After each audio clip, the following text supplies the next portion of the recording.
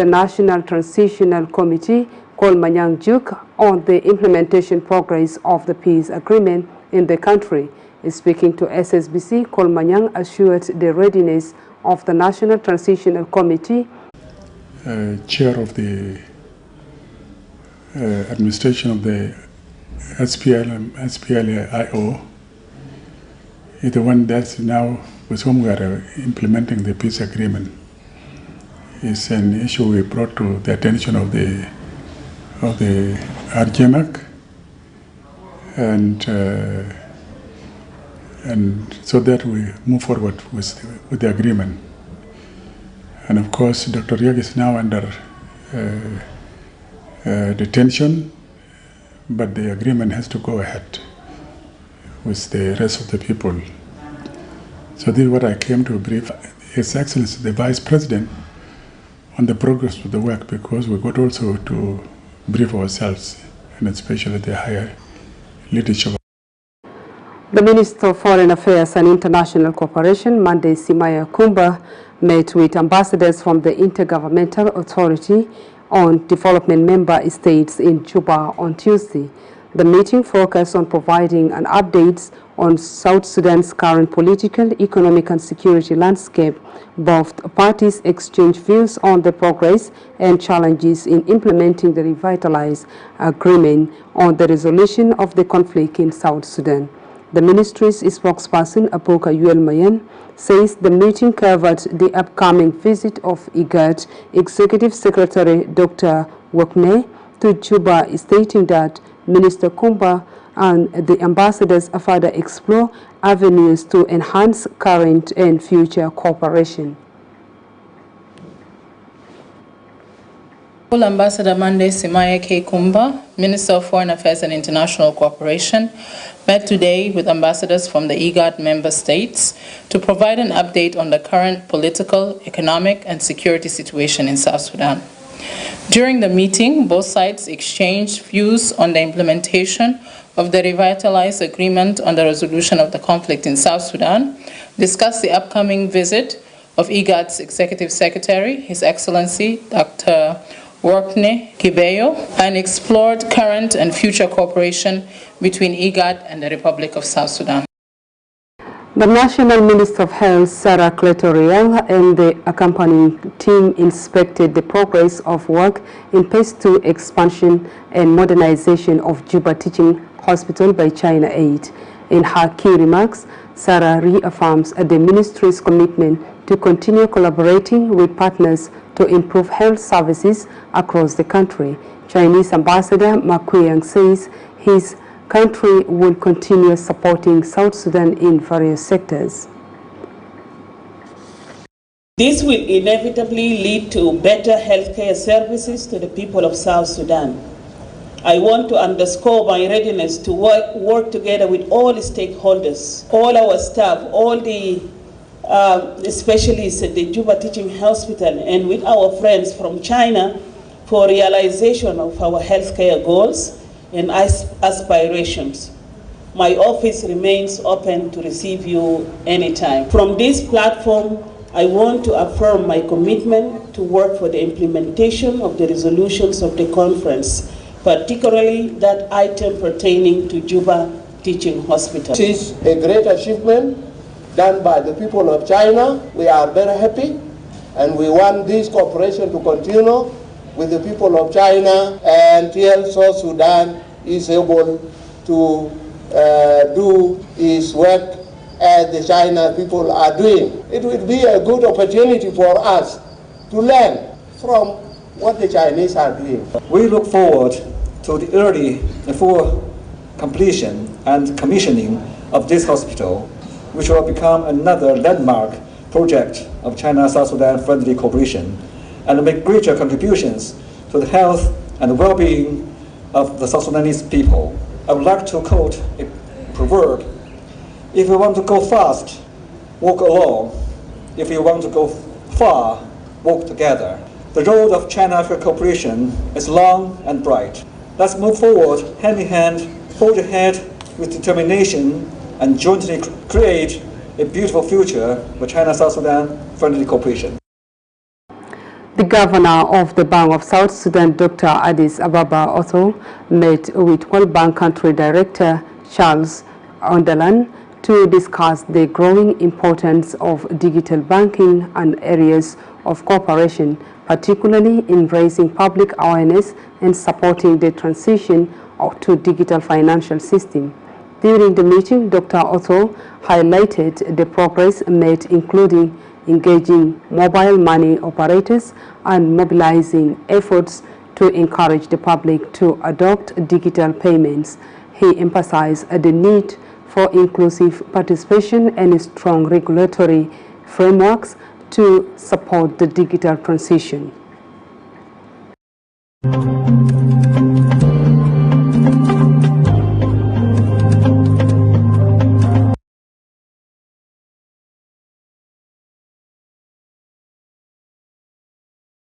South Sudan Revenue Authority has launched a taxpayer registration initiative in Juba City. The authority's Commissioner General Simon Akwe-Deng says the initiative involved a door-to-door registration process targeting all business services providers and self-employed individuals operating within the city. Deng warns against unauthorized fee collection or impersonation of the National Revenue Authority officials. Today, SRRA launches zoning of Juba City for taxpayer registration. The law requires us to register taxpayers, and taxpayers are known by their names, their contacts, their telephone numbers, their emails, and their business locations. And therefore, the South Sudan Revenue Authority hereby inform the public, the business community, and all the stakeholders that it has officially commenced the zoning and registration of taxpayers in Juba as part of the ongoing efforts to enhance domestic revenue mobilizations and taxpayer compliance.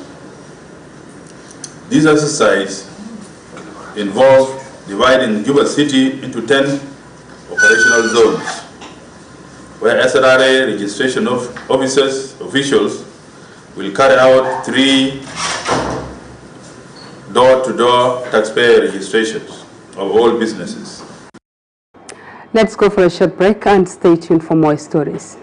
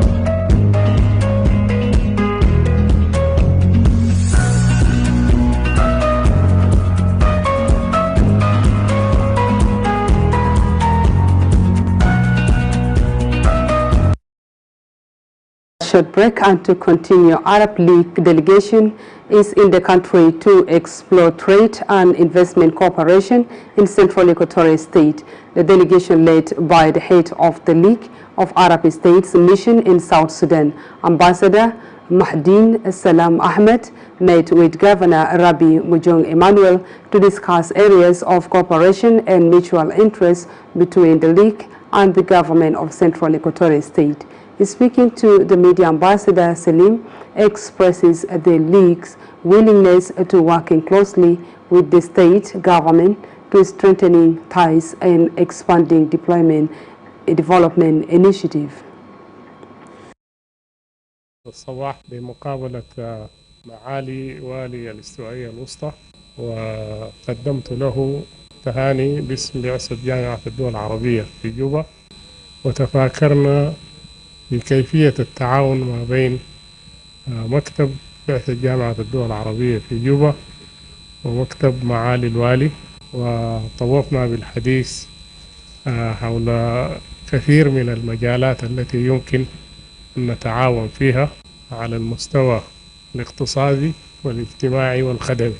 مجال الاستثمار مفتوح في جنوب السودان، وهناك ميزات نسبية جيدة نرى أنه من الفائدة التعاون فيها. وأنا سعيد الصباح ده للقاء معالي سفير جامعة الدول العربية كأول سفير في دولة الجنوب، جاء لزيارة للتهنئة والتعارف، وناقشنا مصالح ذات علاقات مشتركة ما بين جامعة الدول العربية والولاية الاستوائية الوسطى. بواسطهم برضو هيجلب لنا الاستثمارات كثيرة للولاية، وبرضو حنشارك مع الحكومات الاتحادية، وحنفتح بوابة بالنسبة لحكوماتنا في الاتحادية على أساس أنه يتعامل ويستفيد من خبرات وخيرات جامعة الدول العربية. The government of Western Equatorial State, in collaboration with the Interchurch Committee on Miss UNDP and the South Sudan Council of Churches, has launched a 3-day training on transitional justice mechanisms in Yambio. The training, which began on Tuesday, is designed to promote community-based approaches to justice and reconciliation. In his opening remarks, Acting Governor Daniel Badabu emphasized government's commitment to transitional justice, highlighting the importance of involving all community groups, especially youths, women, and persons with special needs. Rimbasa expressed a full political will to supporting peace-building efforts. It is the right way to go. And the South Sudanese people now, we must be the drivers for the change that we need in terms of reconciliation and healing. And we are really very grateful. And the state government, we have a total political will to support the process. And we will do everything we can to make sure that we support this process. And we hope in South Sudan, the religious leaders, as in the agreement, will be part of it. Now, this is our role to prepare religious leaders, to prepare traditional leaders, so that our people are prepared. When this commission is formed, they will be able to present their issues in the right procedure.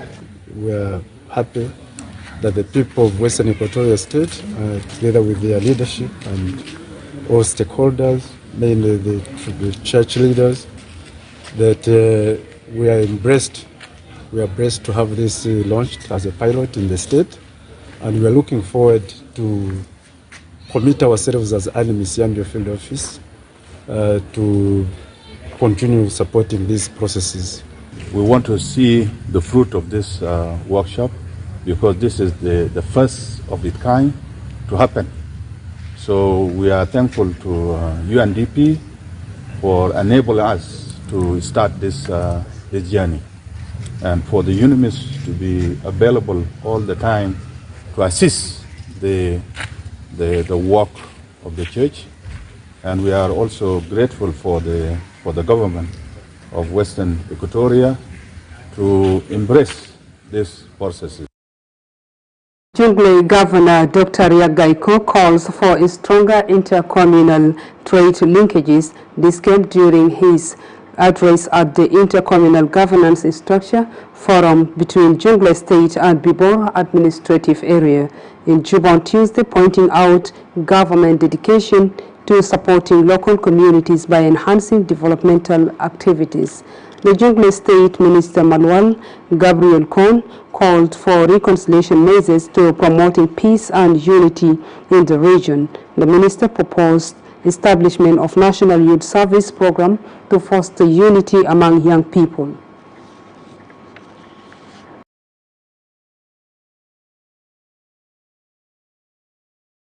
The Peace Canal has made a huge investment in peace. And I 100% agree that you made a very big achievement in sensitizing our people and uniting the leadership of these communities against what is taking place there now. So what has remained, I think, is for the government to step in, because you have done necessary sensitization, mobilization, uniting the leadership, which is a key element. But to enforce the consensus, it needs the government intervention. Our people have gathered here to discuss how best we can achieve peace in Jonglei and create a Bibor administrative area. We are very grateful that this meeting and the engagement that has been ongoing at the grassroots is yielding fruits. We have realized that the huge mobilization that used to happen days back in Jonglei is subsidized, and also the road embassies are subsidized. There is also return of abductees between the two communities, the two states, and we believe that the culprits, those who abduct children and women, should be punished so that other generations don't get involved in this act that is criminalized worldwide. So our people will be here for 2 to 3 days, and there will be discussion issues related to conflict and the cycle of violence that has been ongoing for the last few decades. Let's go for a short break, and we shall be back right in a moment.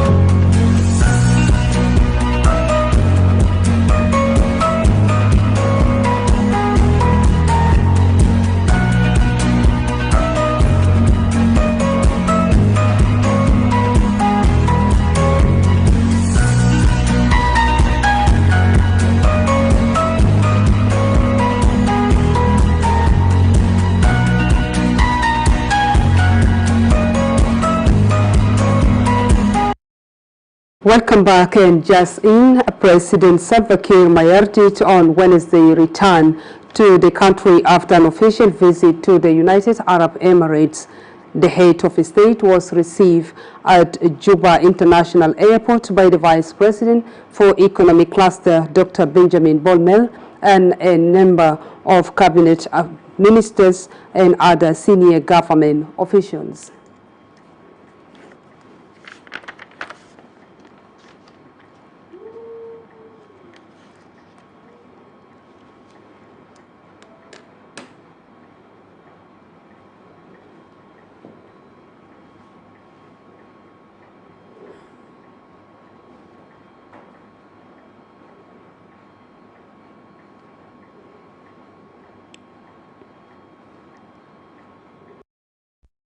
A legislature's capacity building program commences in Warrap State, focusing on enhancing performance of legislatures and parliamentary staffs by providing them with skills and knowledge to effectively fulfill their roles and responsibilities. The program, organized by the National Legislature and the United Nations Development Program, UNDP, also aims at legislatures' capacity in budget preparation and empowers them to play a more informed and constructive role, promoting transparency and accountability. Opening the program in Warrap State, the head of the National Parliamentary Delegation, Gathquoth Wat, highlighted the state's responsibility in preparing their budgets. It is our mandate as a national legislature to oversight the work of the state. We are here to have a workshop about the budget preparation, budget working group, budget discipline, budget formulation, because we know the state are lacking behind on the preparation of the budget. We need them to be acquired with time. We need the state also to be responsible for their budget, particularly the State Legislative Assembly, as the mandate according to Public Finance Management as a national parliament and the Council of State. We will cooperate with the facilitators and the government of the state to make sure that the outcome of the workshop is implemented with the corporations and as stipulated in the documents of the training and the state documents. So I therefore call upon the participants to fully participate and cooperate with the facilitators so that we achieve and get the knowledge that we wanted to give it to our people, and together we shall be in a position to deliver service to our people. We are ready to implement the national policy at the state level. We shall advise our financial sector to abide by the national law, from the State Legislative Assembly, the Ministry of Finance, and all the administrators. The bureaucratic system of management in Warrap State must be having regular reporting system to the National Ministry of Finance as required by law.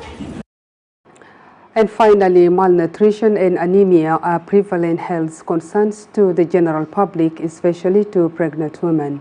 For the gravity of these health concerns among pregnant women, SSBC reporter Mary Atong visited gynecology and maternity wards in Juba Teaching Hospital to interact with pregnant women and health workers on the matter. Women in present-day South Sudan are not only mothers and house caretakers, they have turned into breadwinners. 28-year-old Kidensara is a mother of 4 children and a fatty trader.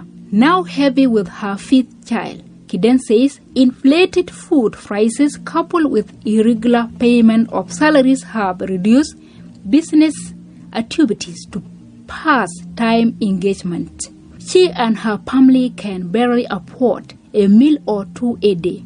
Nazalma gija fi msesfa kedomo nja fi msesfa fi weleda fi mojat fi oguna yalta bawele dujena ta fi kwes. David Otto, social worker, escorted his pregnant wife to the hospital for periodic clinical checks. It is the first time for me the company.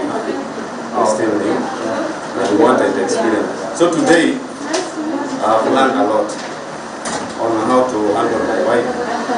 Though I learned some of them from outside, but I came to the specialists who have the knowledge. Midwife Josephine Kenye advises pregnant women to eat varied diet to assist in the development of their unborn children. Ita mara biligo mara gija weledu lakini damu mafi. No blood. Damu mafi. Yala de ya ugijibu mushkila. Yani fi wiladatu bikum fi difficult. Itnin kaman lazim deru bulatu mara tu mabija mazo. A mother who has just delivered her baby through surgery, Tuna Ramadan, recalls her experiences during pregnancy. She says she and her expectant baby survived on blood transfusion. بعد طلع من عملية عمل مضاعفات لو مش شوية نقص يعرف قبول دوم على الكيس الواحد من كيس واحد انتهت الحمد لله بقيت كويس. Joyce Peace, a midwife, called upon the Ministry of Health to establish a blood bank for emergencies. She says in 2025, a pregnant woman died in labor from lack of blood, but the child survived. We lost a mother because of blood. She delivered well. After delivering, she have bleeding, serious bleeding. Then you see when our doctors rush to blood bank, there is no blood. And you see the situation now is not good. No one will donate blood because people are suffering, people are hungry, no food, no what. So we lost that mother just like that because of the blood. Because there is no blood in blood bank. You go, they want at least one client to come to donate blood. If we don't have, that is how we are losing our mothers. But ideally, we don't want to lose our mothers during delivery. Hospital record for the year 2025 indicate 3 pregnant women suffer severe malnutrition, 2 from anemia and 1 died from the lack of blood. Reporting for SSBC News, Mary Atomongwena Kech, Juba. And that story brings us to the end of our news for this afternoon. Please stay tuned for the rest of our ongoing programs. On behalf of my team, I'm Suzanne Emiliano. Thank you so much for joining us this afternoon.